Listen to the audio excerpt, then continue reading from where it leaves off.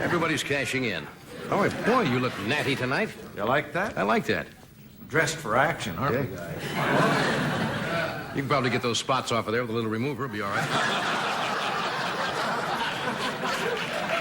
As you know, around the country, I guess in many, this is election day, is it not? Local elections? Yes. In Los Angeles, I'll be honest with you, we have probably some of the silliest propositions on the ballot I have ever seen. Only in Southern California. For example, Proposition 21 makes it illegal in the city of Beverly Hills to dress a rooster in a members-only jacket.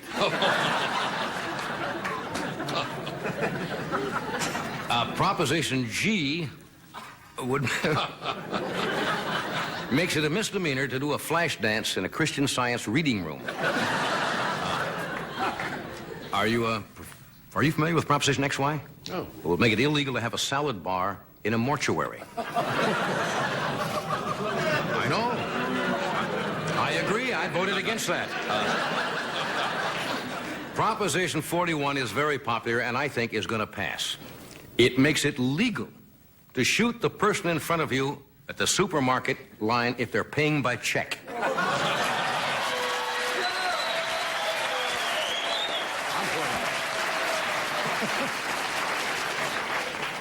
Oh, what's happening today? The president and the first lady, I guess with about 150 Secret Service men, did you read that? Are off on a trip to Japan. And Reagan's plan, as I understand it, to visit Japanese cities destroyed by the Americans. And then to reciprocate, the Japanese leaders plan to visit Detroit.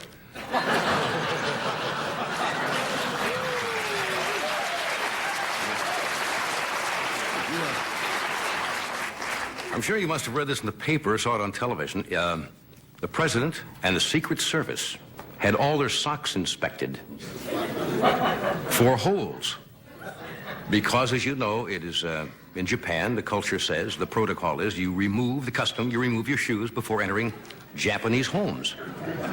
And they actually wanted the Secret Service and everybody to have no holes in their socks.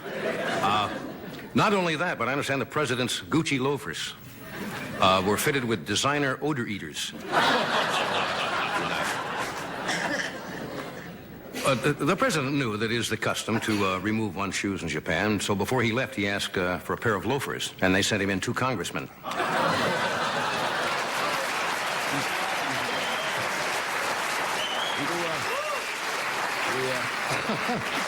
That's too easy, wasn't it? Yeah, we do an easy joke occasionally. Before leaving for Japan, would you believe that Nancy sat up all night donning Ronnie's socks? And if you believe that, you believe that I will be a contestant on the Newlywed Game.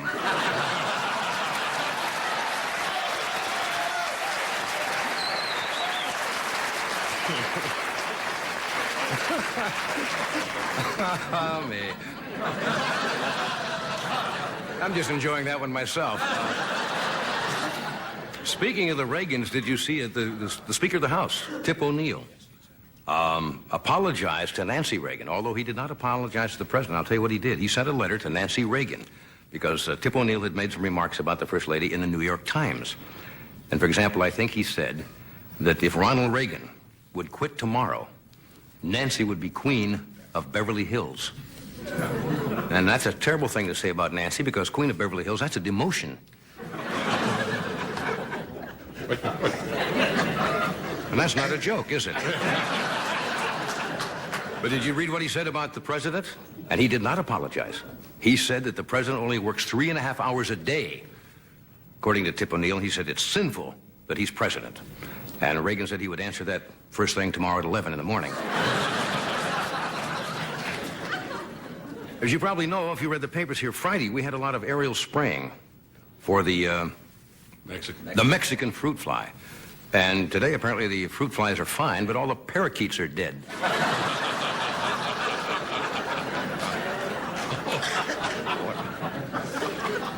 Did you notice by the papers that the Soviet leader, Yuri Andropov, failed to show up at the Revolution Day parade in Red Square? There have been rumors for months that he is very, very ill.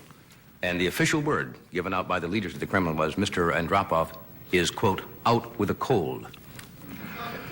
course, the Kremlin is still saying that Khrushchev isn't dead, that he's on leave because of hemorrhoids.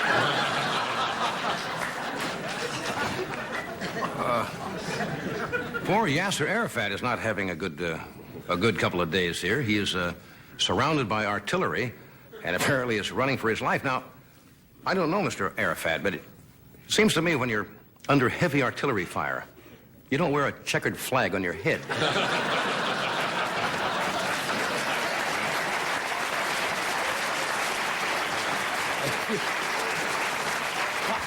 I mean, if you're going to start the Indianapolis 500, that's great. You know.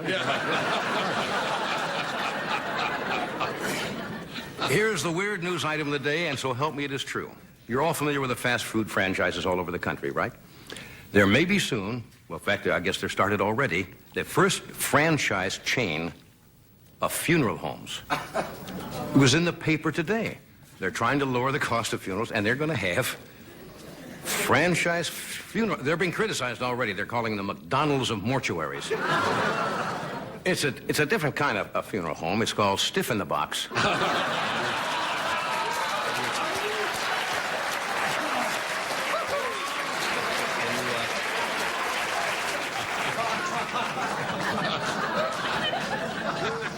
And you drive up and you mourn into the plastic widow's face. It's weird. Yeah. I understand they bury your loved one in a McCoffin. It's a 6-foot styrofoam box with a tuck-in flap.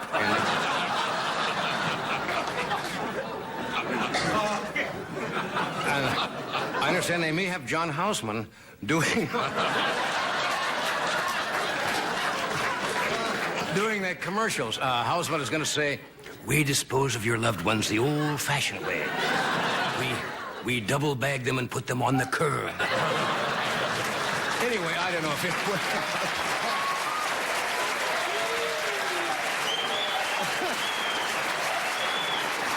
Anyway, oh, good. You're in a good mood tonight. We have a fascinating show. We have Miss Barbara Walters with us tonight. We should be really fascinating. I've been wanting to interview Barbara for a long time. After watching her interview all the people, I've got some interesting questions for Barbara. And one of the brightest talents in our business, Mr. David Steinberg, is here. And the band has had a medley for some time. About 6 weeks. They've had it for a good 6 weeks, and it's about, I think, ready to go tonight, right? Well, we're thinking about it. Well, as a matter of fact, we came in Saturday especially and rehearsed it. Well, what you're saying is you'd like to get it on tonight. And in more ways than one.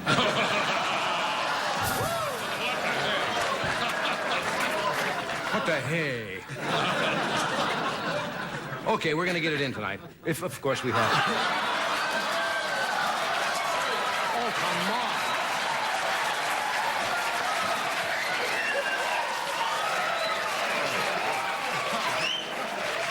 What? Oh, come on.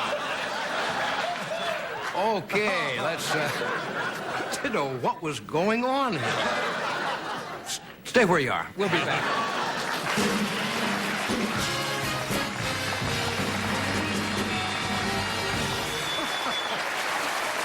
You ought to be.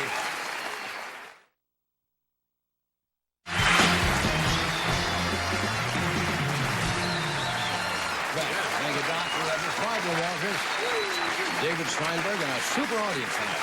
Great. What was this called when you used to do that with the sticks? Pick up sticks? Was that it? Yeah. Okay. They had fancy names later on when they tried to make it into a Did you more ever play glamorous that when you were a game. kid? Certainly. Okay. What do you have there? I have it's some new old business. All right? That's a night show. Would like to congratulate our affiliate. It's good with drumming. Don't do that. Go ahead. Oh, excuse me. A little rhythm. Go ahead. That's a night show. Would like to congratulate our affiliate in Columbia, South Carolina, WIS-TV, on the occasion of their 30th anniversary. Happy anniversary. Happy anniversary. WIS-TV. You know, I was looking at the, we get a report every month on the show, the letters we get for fan mail, ideas, suggestions, guests, etc., whom people like, whom they don't like, favorable, unfavorable. And there's a category that says band music. Really? Yes. And it said, for and it says against not allowing the band to play. Oh, There were some people who upset with you? were upset with me. How many people wrote in to want to hear us? Well, how many guys are in the band? I recognize some of the handwriting. Yeah. But we have, no, he's got a great It's not number, your Fred. fault. We The should get show it in gets- tonight. Tonight? No, we're maybe. going to get it in.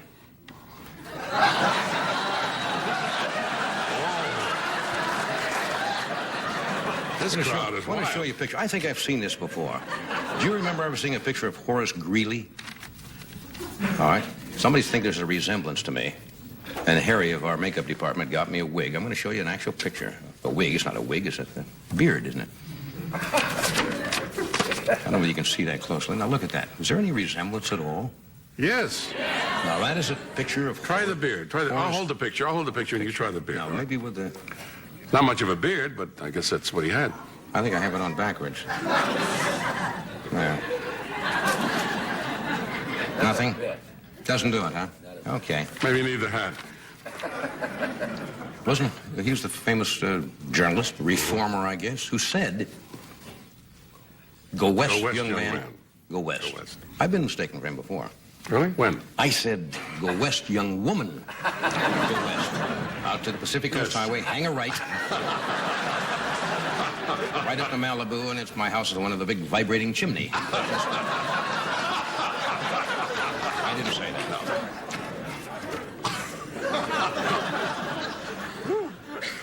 Yesterday, somebody sent me this from the Toronto Star.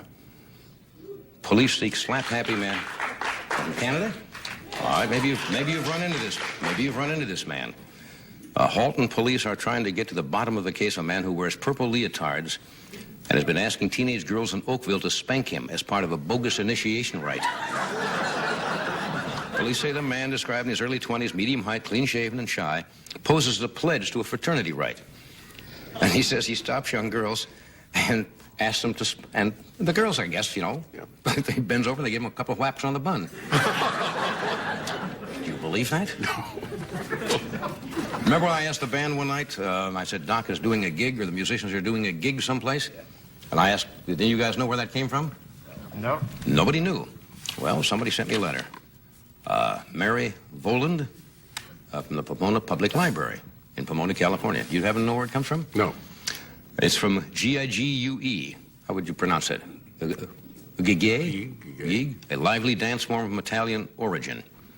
And then U.B. Blake says it's been in... U.B., who used to be on the show, who just passed away at the age of 100 last year, said that it was widely in use since 1920. Though it should be noted for the non-jazz job, the term is applied only to a non-jazzman. For the jazzman, the non-jazz is a hame or a day gig. Does that mean anything to you? Just means What? we're not going to play the number tonight.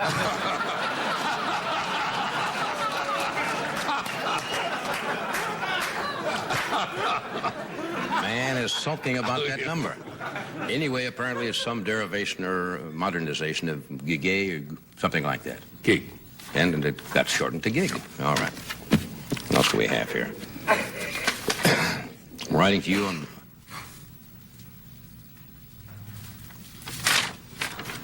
I'm writing to you in high hopes that maybe you can help me out. Terry, can't say the last name, Terry Van Ryan. And he says, for months I have been trying to obtain a photo of Pia Zadora.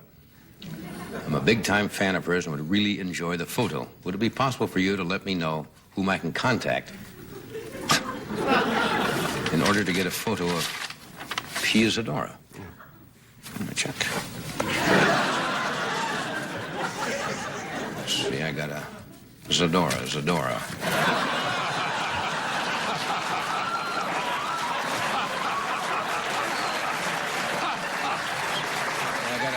Donna Reed, a Betty Furness, photo of Ty Cobb sliding into second.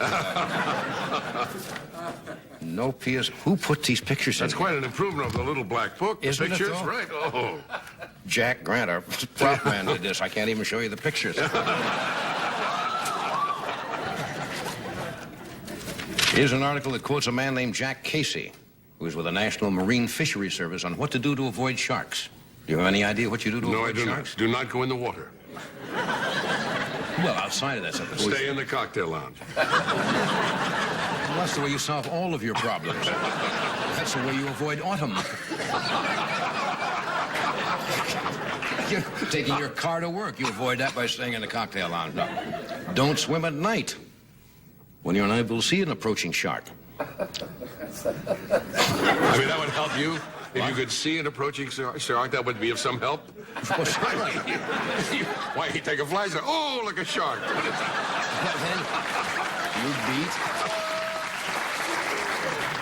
a man swimming in a wetsuit or a surfboard is not good, because that looks like a seal to a shark. Well, how do they know that? How do they know? Do they go to a shark and say, see that man on that surfboard? What's he look like? A seal. How do they know he looks like a seal? That I don't understand at all. Don't attach dead fish to your belt. Well, I knew that was a problem. Okay. That's enough of that.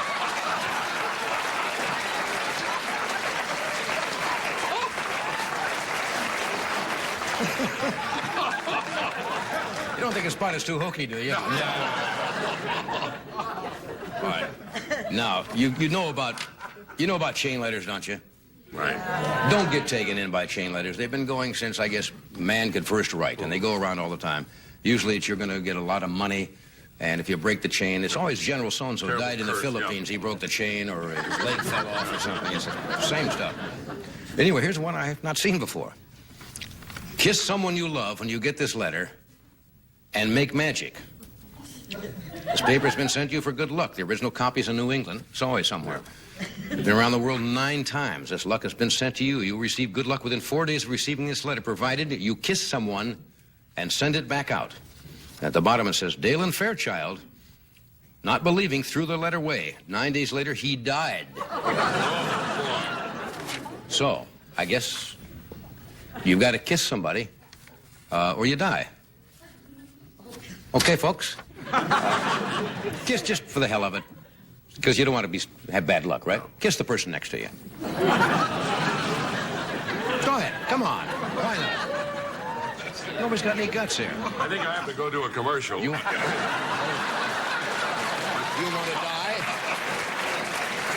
You want to have what happened to Dalen Fairchild? Oh, no. Not at all. No. I wonder if it works if you just hold hands. Anyway, if you get a chain letter, first of all, it's illegal. Right. I think all over the United States, the postal authorities, don't fall for it. No. Because if there is any money involved, only the people who start the letter end up with anything. It's like the pyramid clubs of a few years ago. And by the time the letter goes through about 15 or 20 hands, I think you have about 3 billion people involved in it in the world. And so it never works. All righty? Anyway, we will be back. Barbara Walters is here tonight. David Steinberg and the orchestra hopes they're going to get the number in. So we'll take a break and we'll be right back.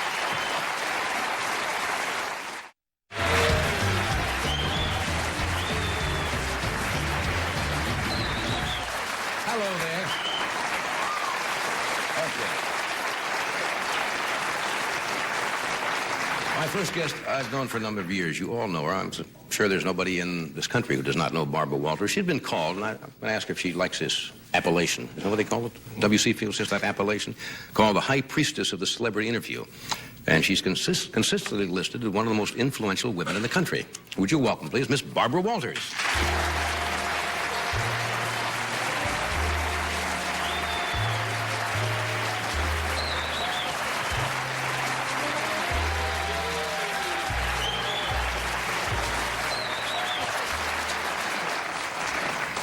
No, we kissed each other, so we're okay. That's right. You won't die. Did you ever get a chain letter?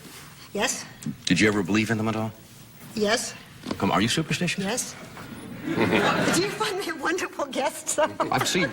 I should learn. You never ask a question that could be answered yes or no. I should say, how do you feel about chain letters? Now you have to respond. I have to tell everybody, though, for why I am here. Okay. Okay. I am here because I have been for, 8 years asking Johnny Carson if he would do an interview. And for 8 years, he very sweetly calls me up and says no. True. This year, he said yes. We did it 2 days ago. That's true. And this is my punishment. I said, I have the feeling that every question, I Right. said, every question Coming that I back have to is you. going to come back. And also I have learned something that I don't know whether everybody knows, but I will tell you all. He has great legs. I don't think I will tell him how I know. Yeah, it's nice. Didn't know you felt that way. I did. What was the question I asked you? I asked you about chain letters? You know what the first question she asked me on this interview was? We're sitting there, and I said, you know, don't get into two things that are too personal. And you start off and saying, what was your first sexual experience? I did. Now, was that a I joke, did. or Yeah, I started to answer He it? did. I thought. I wanted to be a good He interview. really did. I wanted to loosen him up. That'll loosen him up. Yes. So I said, what was your first sexual experience? And he started to tell me. He said, you want to hear her name? The day he was 17. And I kept saying, I was kidding. He said, well, and let me tell you. And then I kept, Johnny, I was kidding. I was kidding. He is such a blabbermouth. You know what we hear about cool, aloof? I tell you, the personal stuff. Well, we had to edit the whole thing. Nobody really wants to hear all those You things. do a good interview. You put people at ease, and sometimes that's kind of an edge you have because you get comfortable with somebody, and all of a sudden you start to tell them things that you might not It's a say. wonderful interview that we did with you. It really is. I don't know because I'm serious. promise you. I was. You don't remember what you said after it's over, and since it is filmed, I don't know how it's going to turn out. I And hope also because when you're funny, you're very comfortable. When you open up and you begin to talk about some things about yourself, then you begin to think, and we all do. Did I say that? What did I say? I shouldn't have said that. But it's a lovely interview. Right. And it will be on in December on Another another network. network. Yes. Do you remember your first sexual experience? I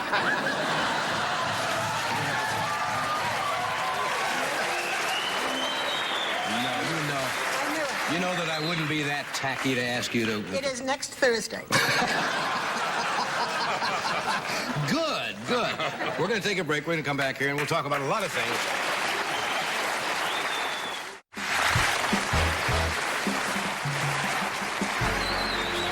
We're back. We're talking with Barbara Walters. Something fell over on the bandstand. I mentioned in the introduction, you have been called one of the most influential women of our times, and that's probably true because you can shape people's perceptions of things that are happening in the world by the way you interview people and also of other people. How do you feel about it? I don't think you ever think. I mean, I read all the time that you are considered so powerful. Now, you see how you're turning it around right away? Oh, Notice but the I'm sneaky just- way the way she does it. And I'm much more comfortable that way. I mean, it was funny. Didn't you feel funny the other day when I was interviewing Yes, you? I really A little did. bit, when I you're really used did. to kind of being in control. Mm-hmm. You know. Anyway, what was the question I What asked was the you? question you asked? About being influential. Do you ever think of that when you're out there, the impact that you could have on... You know, when I used to think about it, except you don't get yourself that carried away. In the times when I would be interviewing Sadat and Begin and Arafat, in the course of maybe 2 days, you would interview the three of them, and I used to think, why couldn't all the three of them get together and talk? Because one would give you a message to give the other one, and you'd think, you know, when all is said and done, you're a reporter, you're really not a statesman. And yet, in that sense, look at the power we have, because I can talk to these people who won't talk to each other. Right. When you were talking earlier tonight, when you came out about Arafat and so on, and I remembered the first time that I met him and what he was like, and each time you talk to one of them, you really do feel... You're almost convinced by that argument until you then talk to the next one. Well, all of In those that people sense. have a great deal of personable, I hate that word charisma, but charm, do they not, in situations like that? They're used to dealing And with they people. learned over the years. It was fascinating because they all learned how to deal with television. I mean, they practically would pick up the telephone and call you. I think that almost happens too much now. I mean, there are some whom no matter what, you can't seem to get. Have people tried to call you and say they want you? Yeah, to but they're interview usually them? the ones who call you are the ones you don't want. Right. I mean, I consider myself a great pen pal with Andropov. I write to Andropov every month. I We thought are it was big just a pen little... pals. You're kidding. No, he never writes back, but that, I mean, you want to... You do write letters? Yeah. Oh, sure, because you keep hoping that he will do the interview. You write to him and you write to... I shouldn't give it all away because as I'm doing... Well, what difference does it Why make? don't you tell him you're 12 years old and you go to school in the My name is Midwest? Samantha, exactly. You Samantha's- might get yeah. an answer. Yeah. Every time there is a crisis in Central America, I try to get through to Fidel Castro. So you did interview I have Castro. interviewed him. And I get, this is true, I get a Christmas card every year from Fidel Castro. It comes in March. It really does. I don't know whether it means that it has to go by way of, I don't know, what, Grenada or the postage, but I get he's the only head of state outside of the President of the United States who sends what, 40,000? I get something like that. Card from. You get a card from the Reagans, eh? I get a card from the Reagans. Yeah. Don't you get a card from the Reagans? Yes. Do you get a card? Do you all get a card from the Reagans? Put you on the list? Yeah. Are you? And it's nice. It's impressive when you get it. Are you a competitive person?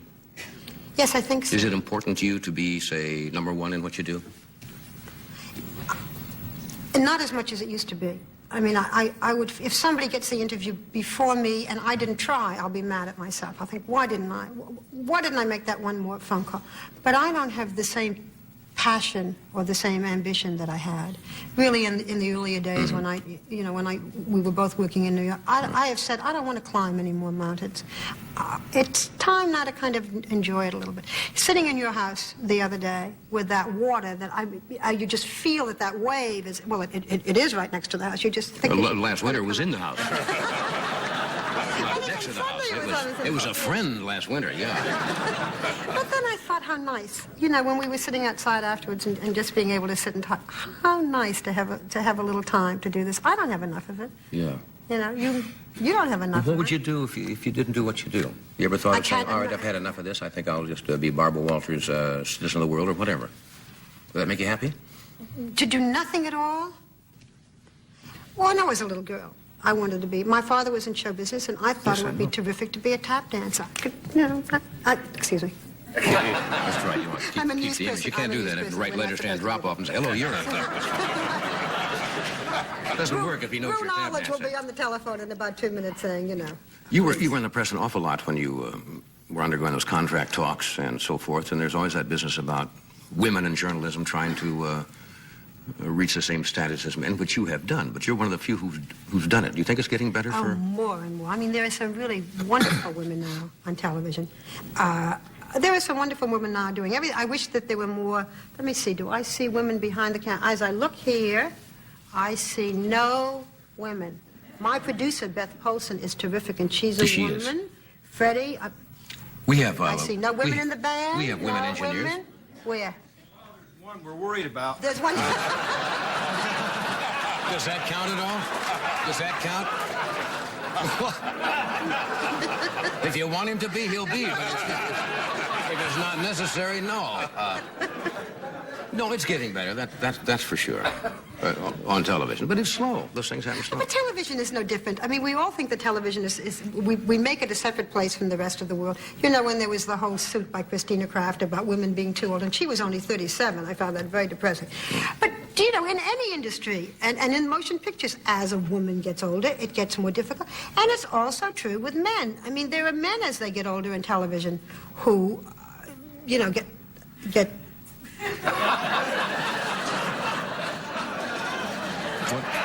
Let's explain that a little bit. Get shut to when they get into their late 50s and early 60s. And have you always been a cruel person? When did the streak of cruelty hit upon you? what did we keep saying to him when we did the interview? We kept saying to Johnny, and it embarrassed him, so I'll only do it once. We kept saying, he's so cute, and he was so adorable. We kept saying, you're so cute, and he got very kind of... Well, I mean, you know, cute. I mean, Gary Coleman's cute, you know. Not as... Different way. Cutie, it's time for a commercial. What is it? You'll be sorry. You better sit down in the chair. You're actually standing. Us older folk, you know, have to take it easy. We have to take a break already? Yes. The time just flies, doesn't it? Okay, we'll take a break. We'll be back. Of course we will.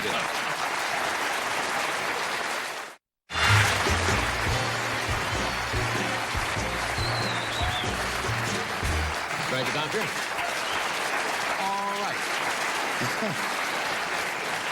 My next guest is, they say, a man of many talents. And let's hope he displays some of them out here tonight. No, he's a comedian and actor and director. Obviously, he's not going to act or could direct for you tonight. But he'll be performing Saturday night in San Diego, the Old Globe Theater. Formerly the Old Globe. In medieval times, it was considered the Old Globe Theater. He's going to be there as part of the San Diego Comedy Festival. Why not? And he's directed a new movie that's just come out all around the country. Is that grammatically correct? That's just come out all around the country? Seems very wordy, doesn't it? Released? Just been released around the country. Shorter words would be nicer. If I just said it and brought him out, it would be help too. Would you welcome David Steinberg?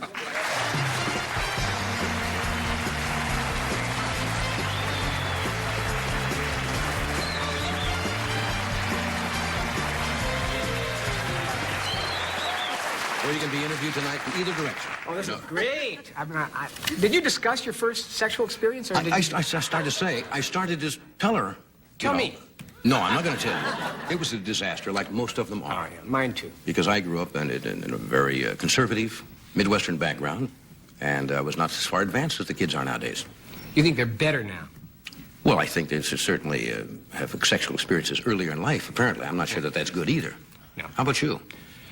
I'm saying conservative, you know. Yeah. All I remember was her saying, "You finished?" But, What's that about it? but I don't remember any more than that. All right. What do you want to talk about first? You got a movie you want to talk? Yes, Going Going Berserk. Berserk? John Candy is in it, and all the SCTV guys, Joe Yeah. Flaherty, G. Levy. I think it's very funny, and it should be around the country. And Around the country. Universal has released it in a sort of whispering campaign. You have to ask your neighbor, did you ever hear of Going Berserk? Is it out? Yes, it's been out for a few weeks. So you're trying to get, as they say, the word of mouth. Yeah, I think it's quite funny. And you're directing this, right? Yeah. Yeah. Good for you, all right. We talked about once, about going back. You've been married about 10 years? Actually, 11 years. It's good memory. And this is our anniversary this weekend. You're kidding? Yes. What is the... People always applaud that. Yes, well... People always applaud that. It's like when they used to go on quiz shows. I have 19 children. Hey! Big deal. I think they just applauding... What is the 11th? Well, the 11th is about 3 or 4 more than you've had, isn't it? Yeah, that's true. That's true. This isn't your night. No, it's really not. No, I don't know what the But I mean, 11th is. What is the 11th, Barbara? You know, is there Paper, glass, Tissue paper. wood? Tissue paper. something Tissue like paper? that. Good. Be a nice gift. That's paper, isn't it? But in Hollywood, as you know, this is a tradition. 11 years is legendary That's in our true. business. We're very happy, Judy and I. And Yeah. You talked about the first time that you introduced her to your yes. your family once, which was not a joyous occasion, if I remember. Well, only because she is Italian, and my family are Russian Orthodox, Jewish Canadians. Sounds like a good match. And as, I don't know if you remember, but I told you that Gentiles to my father were people, although intelligent, they sell their children for whiskey. Yes. So when you bring home an Italian girl to my family, I mean, it's uphill. I mean, you, Right. you don't actually bring a Gentile home to my family. You bring a cute girl home first. Just to soften them up. Let them get ready for it. And see, my father embraced his prejudices. He was cute about his prejudices. Really? Yeah. Well, he would stand in the grocery store Christmas Day, and he'd wait for the first fleck of snow to wend its lazy way down to earth, and as it would touch ground, he'd go, "Ah! They got their snow again for Christmas." They meaning The Gentile. community, yeah. Then on the other side of the family, we have the Italians, my in-laws, and the Italians, for a living, in my family, buy restaurants and set fire to them. That's your father's perspective of that. That's right.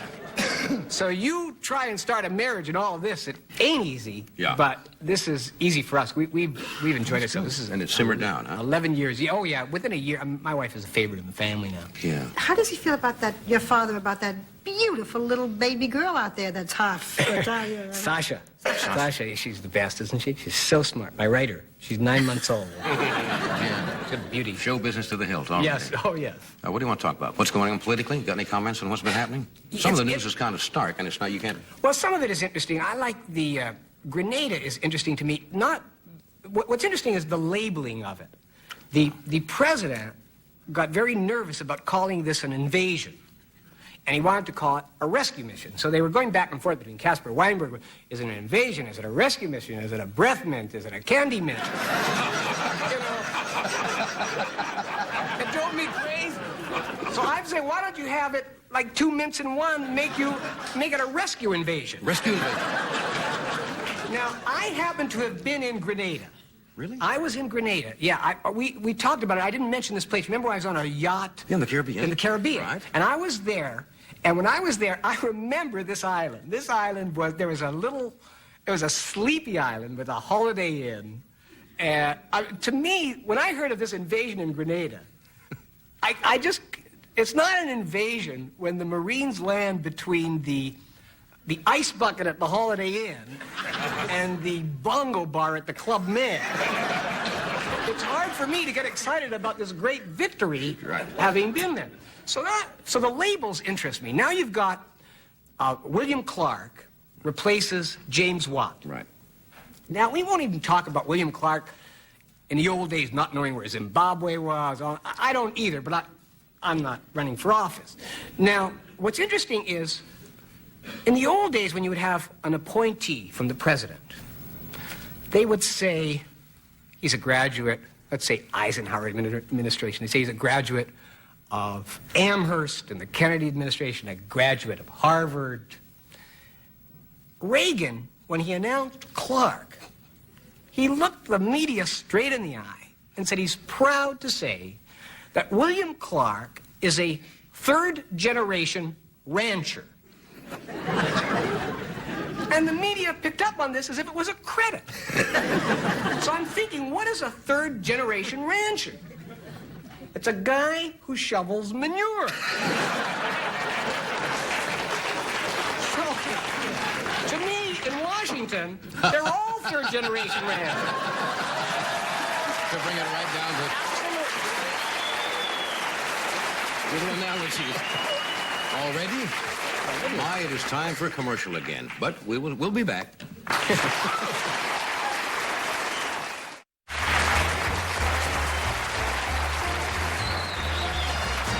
right. We're talking with David Steinberg, Barbara Walters. We do, I believe. What'd you say, Fred? We have a clip, but I don't think there's time for the number. Not time for the band number tonight. How about tomorrow, guys? Now, tomorrow's a bad day, Johnny. We're very full tomorrow. For We tomorrow. Soon. This could be real trouble if we don't get this in soon. You gotta be kidding. They give us one note. How about one note? No, you take the whole shooting match. Okay. No more of this one-note stuff.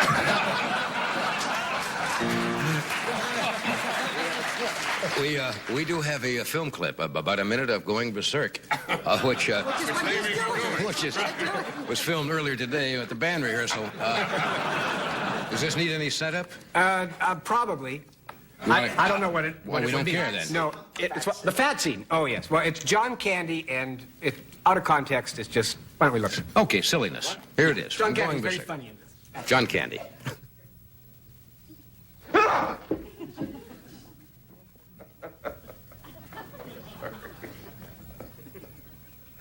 You're fat. My husband was fat. He's dead now.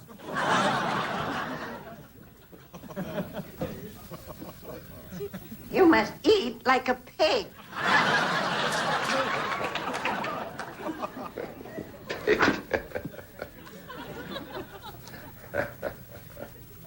Yeah. Cigarettes will kill you. My husband smoked, you know. He died from smoking too much. I thought you said he died because he was fat. He was fat with bad lungs. He's a funny guy. John is wonderful. He's a funny guy. These guys are very funny in this movie. I hope people I get a hope it's a chance big to see hit it. for you. Thank you. There are a lot of talented people on Second City. Oh, yes. This group especially is just wonderful. They really You are in this film? No, I directed. He is the director. That's what I wondered. I thought this is the first person I've met with no ego. You didn't show yourself. You directed it. Yes, that's right. That's Running around with megaphone and puttees and all of that Oh, type yes. of stuff. We just don't have any time left, do we? Hardly. You can go out playing with the band if you do No, it. the doc is not going to play any of that. Please, Doc. Please. I don't suppose you're going to play the closing theme tonight either, are you? Maybe if Doc doesn't play, We're he can- thinking about it. Why don't we have to take a break? I discussed. Why don't we have Doc tell us about his first sexual experience? We'll get to that also. We'll be right back.